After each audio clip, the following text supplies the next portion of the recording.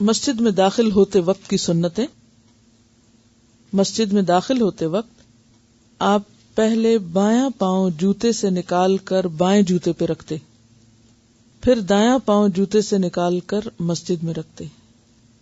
ٹھیک ہے، تو چاہیں تو آپ اپنا جوتا پھر وہاں سے اٹھا لیں، یا جہاں آپ اتار رہے ہیں تو پہلے بایاں پاؤں، اگر تو جوتے رکھنے کی جگہ مسجد سے باہر ہے تو اس وقت، ورنہ مین مسجد کے ایریے میں آنے سے پہلے جو جوتوں کی جگہ ہے، چاہے وہ مسجد کے بیرونی دروازے سے اندر کو ہے، تو آ کے پہلے جوتا اتاریں. اور جوتا کس طرح اتاریں گے؟ پہلے بایاں پاؤں اور پھر دایاں، اور پھر مسجد میں داخل ہوتے وقت میک شور شعوری طور پر دایاں پاؤں اندر. آپ صلی اللہ علیہ وسلم یہ دعا پڑھتے ہوئے مسجد میں داخل ہوتے: اللہم افتح لی ابواب رحمتک، اے اللہ میرے لیے اپنی رحمت کے دروازے کھول دے. کیونکہ اللہ کا گھر ہے نا مسجد، تو سب سے زیادہ رحمت وہیں مل سکتی. تو یا رب رحمت کے دروازے کھول دے، یعنی مجھے زیادہ سے زیادہ نیکیوں کی توفیق عطا کر. یہ صحیح مسلم کی روایت ہے. نسائی کی روایت میں درود شریف پڑھنا بھی ہے، اور وہ کیسے؟ بسم اللہ والصلاۃ علی رسول اللہ اللہم افتح لی ابواب رحمتک، یوں بھی کہہ سکتے ہیں. مسجد میں داخل ہونے کے بعد کی سنتیں. آپ صلی اللہ علیہ وسلم نے فرمایا: جب کوئی آدمی مسجد میں داخل ہو تو بیٹھنے سے پہلے 2 رکعت نماز تحیت المسجد ادا کرے. یعنی کوئی بھی مسجد میں جا کے بیٹھے نہیں جب تک کہ 2 رکعت نہ پڑھ لے. یہ مسجد کا حق ہے، کیونکہ مسجد ہے ہی سجدے کی جگہ. تو پہلا کام انسان کو مسجد میں پہنچ کر جو کرنا چاہیے بیٹھنے سے بھی پہلے، وہ 2 رکعت نماز کی ادائیگی ہے. تحیت المسجد مکروہ اوقات میں نہ پڑھیے، جیسے بالکل سورج غروب ہو رہا ہے، یا زوال کا وقت ہے، یا سورج طلوع ہو رہا ہے. اگر جماعت ہو رہی ہو تو اس میں شامل ہو جائیے. اب آپ نفل نہیں پڑھ سکتے، کیونکہ حدیث میں آتا ہے اذا اقیمت الصلاۃ فلا صلاۃ الا المکتوبہ. جب نماز قائم ہو جائے تو پھر کوئی نماز نہیں سوائے فرض نماز کے. ہاں، یہ نیچے بھی یہ لکھی ہوئی ہے، جب فرض نماز کی اقامت ہو جائے تو پھر سوائے فرض نماز کے کوئی دوسری نماز بالکل نہیں ہوتی، حتیٰ کہ سنتیں بھی نہیں. آپ کو ڈائریکٹ جماعت ہی میں شریک ہونا چاہیے. جب تم اذان یا اقامت سنو تو جو کلمات مؤذن کہے وہی تم بھی کہو. یعنی مسجد میں جانے کے بعد اگر اذان ہو تو پھر اذان کا جواب دینا بھی لازم ہے، ادھر ادھر کی باتیں نہیں کرنی چاہیے. اذان کے ہر کلمہ کا جواب وہی ہے سوائے حی علی الصلاۃ اور حی علی الفلاح کے. ان کے جواب میں لا حول ولا قوت الا باللہ کہنا چاہیے. حدیث میں آتا ہے کہ جس نے پورے یقین سے اذان کا جواب دیا وہ جنت میں داخل ہوگا. بہتر ہے اذان سے پہلے مسجد میں پہنچ جائیں تاکہ اذان سن سکیں. اور اس میں خاص یہ بات بھی ہے کہ اذان سن کر جواب دے کر جو دعا کی جاتی ہے وہ دعا قبول ہوتی ہے. قبولیت دعا کا وقت ہوتا ہے، تو اس کو مس نہیں کرنا چاہیے. حدیث میں آتا ہے کہ اس وقت آسمان کے دروازے کھلتے ہیں، تو خاص قبولیت کا وقت ہے. تو کوشش کر کے انسان ذرا پہلے پہنچے تاکہ اذان سن سکے، خصوصاً ایسے ملک میں جہاں گھر میں اذان کی آواز نہیں آتی. مصنوعی اذانیں آپ نے لگائی ہوئی ہیں، لیکن اصل تو پھر اصل ہے. مصنوعی اذان کی ایک ریپلیسمنٹ بھی ہو سکتی ہے، اور وہ یہ ہے کہ کوشش کریں کہ گھر میں اگر آپ کے بچے ہیں، یعنی لڑکا ہے، چھوٹے بچے ہیں ایون، تو ان کو کم از کم ایک اذان، جیسے مغرب ہے یا عشاء ہے یا کوئی بھی، کم از کم ایک اذان کہنے کے لیے کہیں.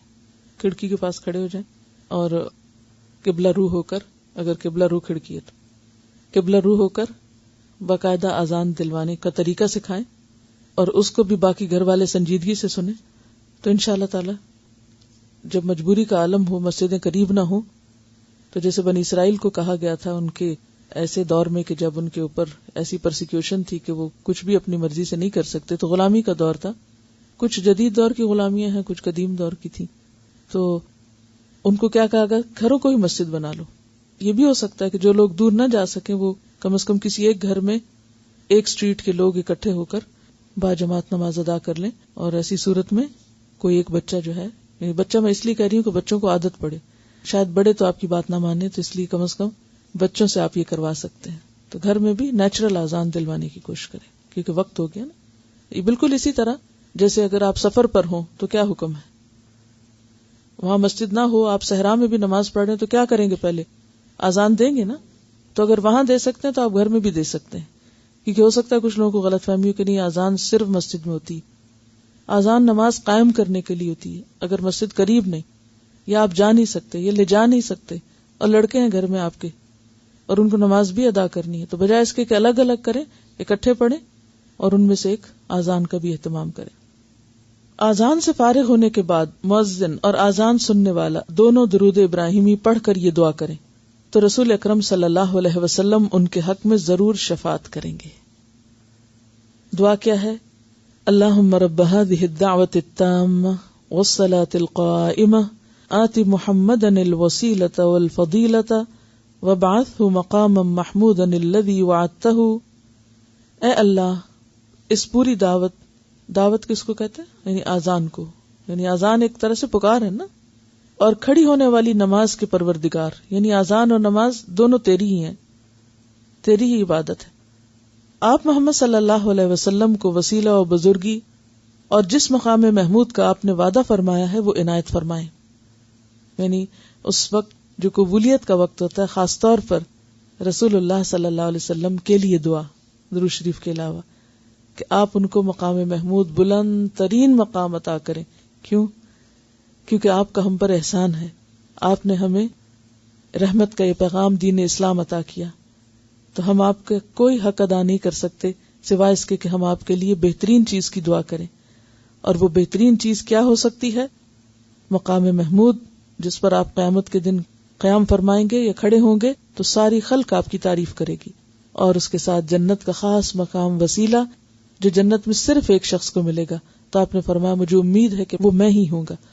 تو امت کا فرض کیا بنتا ہے کہ وہ اپنے حبیب محمد صلی اللہ علیہ وسلم کے لیے اس کی دعا کرے، اور اس کو بھی شعوری طور پہ کرنے کی کوشش کرنی چاہیے. ہم کرتے بھی ہیں بعض اوقات تو بس جلدی سے وقت پار کر کے فوراً باتیں کرنے کا دھیان ہوتا ہے کہ جلدی سے دعا پڑھ لیں کہ سنت پوری ہو جائے. نہیں، کبھی سوچ کے بھی پڑھیں کہ ہم کس کے لیے اس وقت دعا کر رہے ہیں، کس کے لیے وسیلہ مانگ رہے ہیں، اور کس کے لیے مقام محمود مانگ رہے ہیں اور کیوں مانگ رہے ہیں.